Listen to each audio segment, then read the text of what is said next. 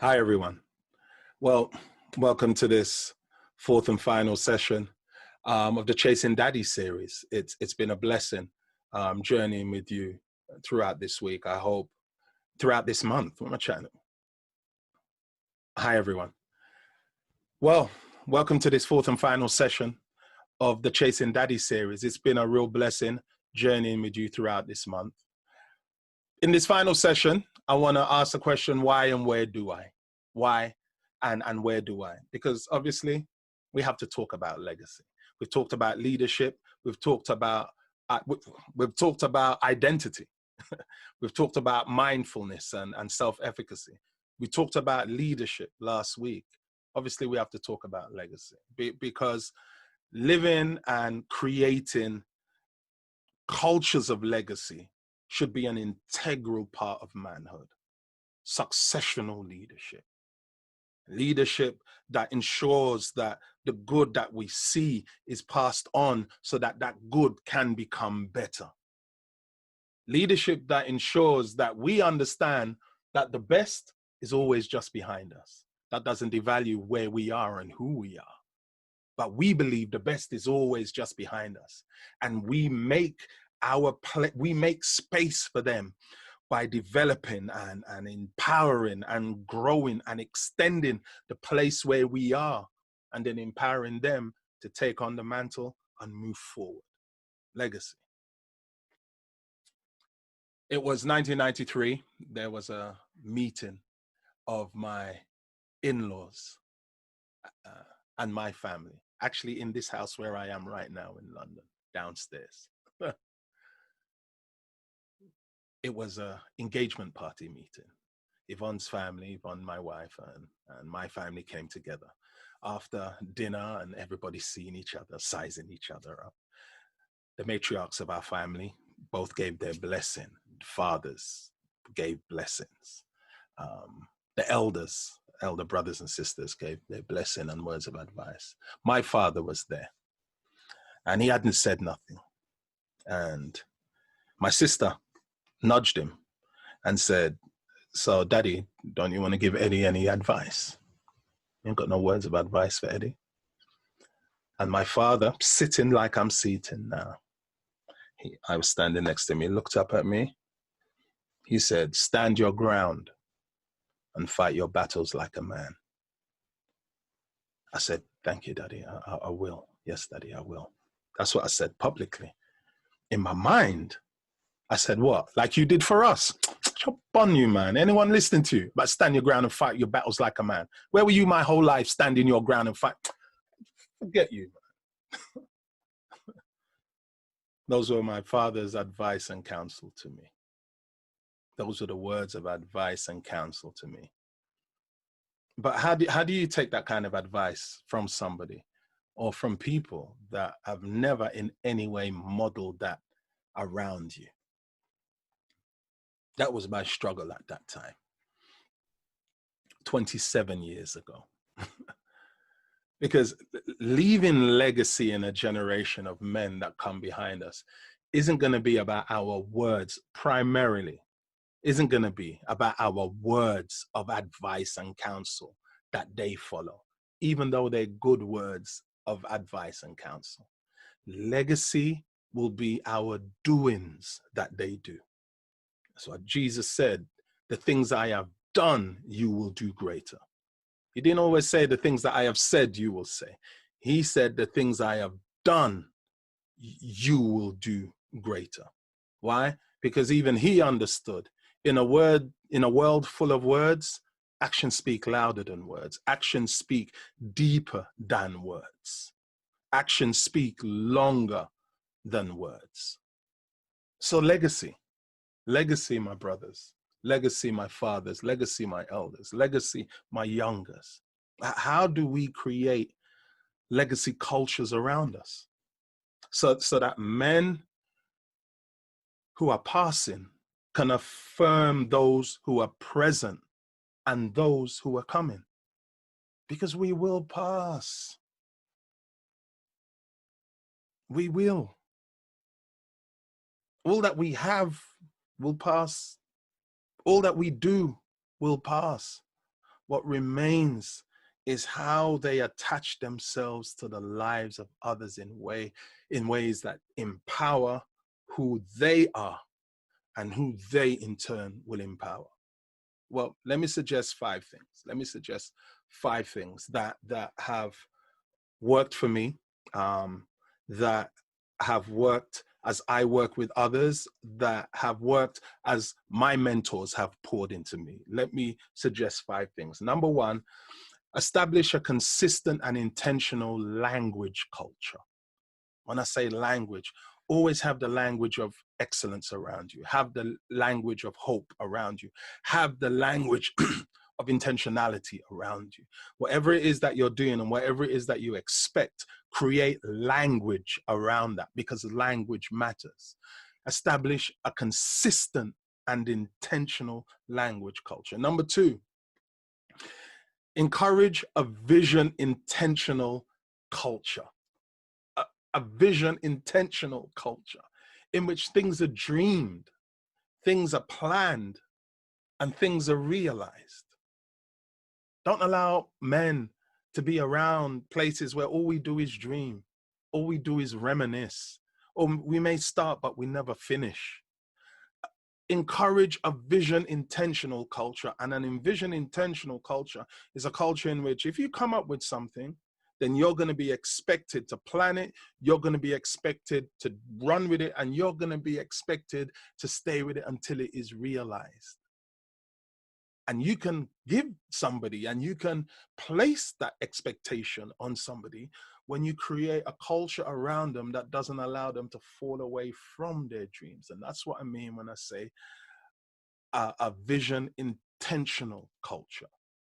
Number 3, encourage a process-driven and event celebratory culture.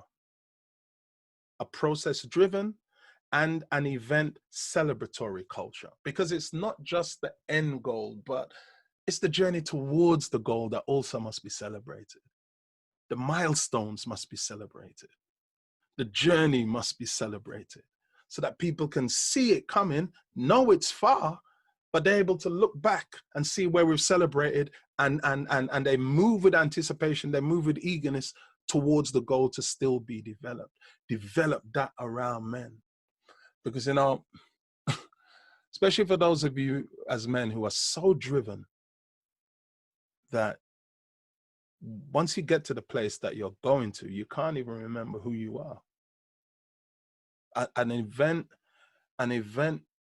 process-driven and an event celebratory culture doesn't allow you to fall away. Allow you, the core you that has always been. Because, you know, a lot of the time, how long you sit on the throne of your success is going to be determined by the person you was on your way to that place of success. Remember that. Number 4, empower around young men and around each other as men, and invested in culture. You invest time and you invest skill and you invest money and you invest in kind and you invest unconditional, patient love, and invested in culture. And number 5, and I think most importantly of all of them, create a relationally accountable culture. Do not allow men around you, listen, do not allow men around you, boys around you, elders around you, leaders around you who refuse to be accountable. A man who refuses to be accountable is a weapon of mass destruction. And I think you've seen ample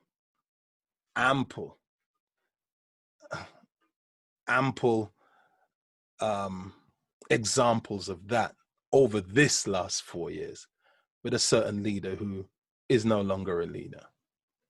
Men who refuse to be accountable are weapons of mass destruction. Do not allow men around you who refuse to be accountable. They will destroy everything that you build. Trust me. Listen to me. Create a relationally accountable culture around you. Relationally accountable men who are accountable to other men around you. Stand your ground and fight your battles like a man. You know, it was 15 years into my marriage when those words came around again. My wife and I didn't have no 7-year itch. We had a 15-year impasse. And there was just a combination of things that just blew up in our lives and around our lives and in our personalities and everything that didn't lead us down the road of not loving each other. It led us down a worse road. It led us down a road of indifference. Because, you know, the opposite of love isn't hate. The opposite of love is indifference. And we found ourselves just heading down this road, not being able to see each other, hear each other, communicate emotionally, spiritually, audibly. It was, and we was going to stay together. We was going to stay together for the aesthetic because I was Pastor Hippolyte, ordained minister of the gospel. But in our homes, gee, Lord. And it was about 15 years into our marriage. And then I heard those words from my dad, just ring in my head. Stand your ground and fight your battles like a man. And then boom. I understood. I understood what my dad was saying to me, what he was trying to say to me in that very public space, what he was privately trying to say to me in that public space. He was saying, I know you because you're from me. My dad's way of dealing was not dealing.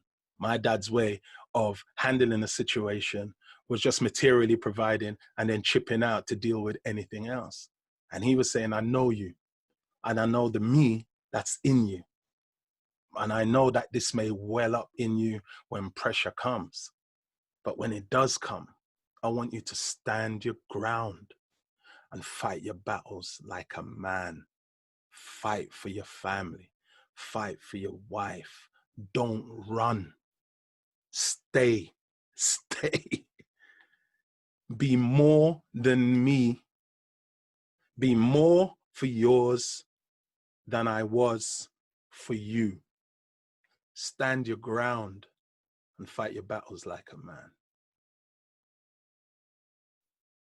Well, we're 27 years in now. We're 27 years in now.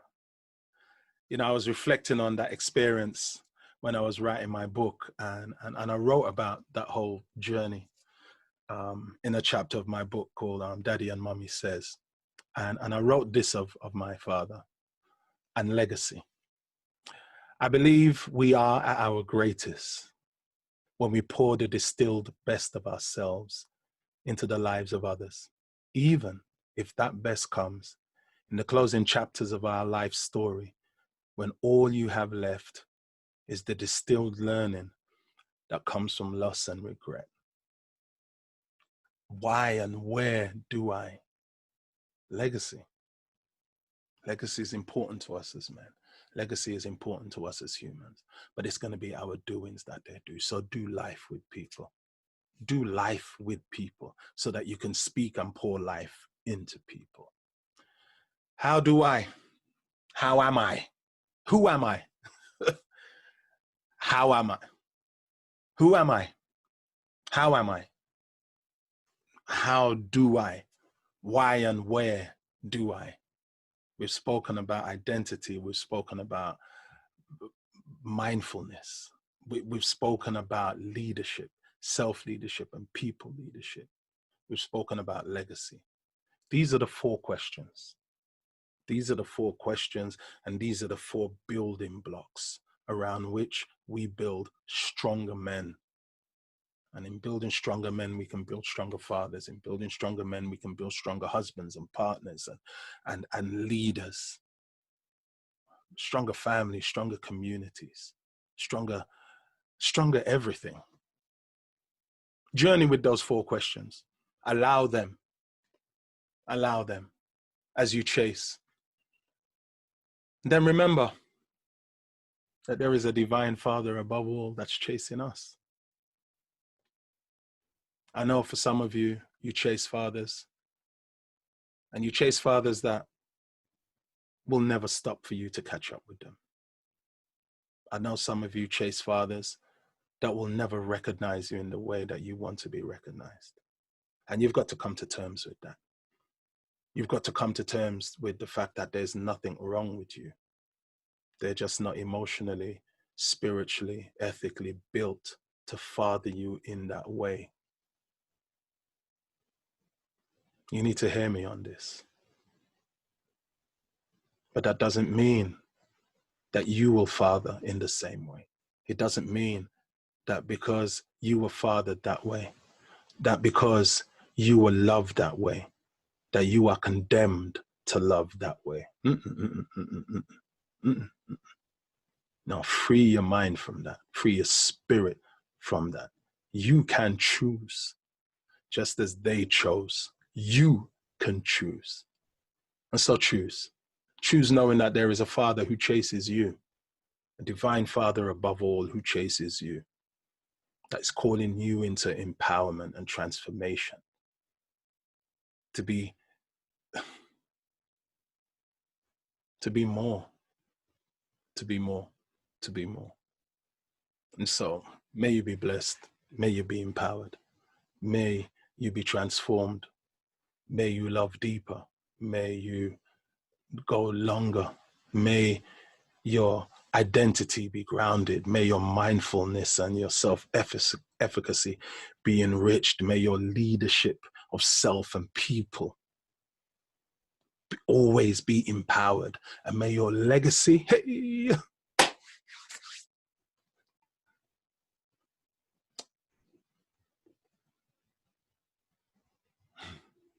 may your legacy be a rich one.